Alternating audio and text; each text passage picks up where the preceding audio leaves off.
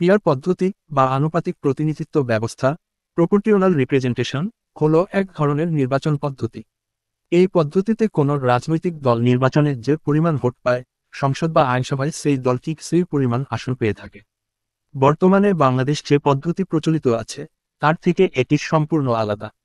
বর্তমানে যে প্রার্থী তার নির্বাচনী আসনের সবচেয়ে বেশি ভোট পান, তিনিই সেই আসনের সংসদ সদস্য নির্বাচিত হন। এতে দেখা যায় কোনো দল ভোটের একটি বড় অংশ পেয়েও তুলনামূলকভাবে কম আসন পায়। পিয়ার পদ্ধতিতে নির্বাচন যেভাবে হবে, পিয়ার পদ্ধতির কয়েকটি ধরন আছে, তবে সাধারণভাবে যে পদ্ধতিতে নির্বাচন হয় তা নিচে দেওয়া হলো। ১. ভোটাররা প্রার্থীকে নয়, দলকে ভোট দেন। এই পদ্ধতিতে ভোটাররা কোনো নির্দিষ্ট প্রার্থীকে ভোট দেন না, বরং তারা তাদের পছন্দের রাজনৈতিক দলকে ভোট দেন। ২. দলের তালিকা নির্বাচনের আগে প্রতিটি দল তাদের সম্ভাব্য প্রার্থীদের একটি তালিকা তৈরি করে নির্বাচন কমিশনে জমা দেয়। এই তালিকায় প্রার্থীর যোগ্যতা ও অভিজ্ঞতার ভিত্তিতে একটি নির্দিষ্ট ক্রম বা র্যাঙ্কিং থাকে।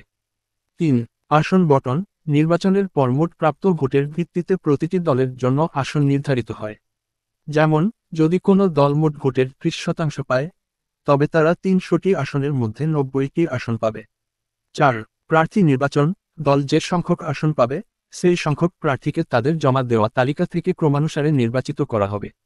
উদাহরণস্বরূপ, যদি কোনো দল ৩০টি আসন পায়, তাহলে তাদের জমা দেওয়া তালিকার প্রথম ৩০ জনকে সংসদ সদস্য হিসাবে ঘোষণা করা হবে।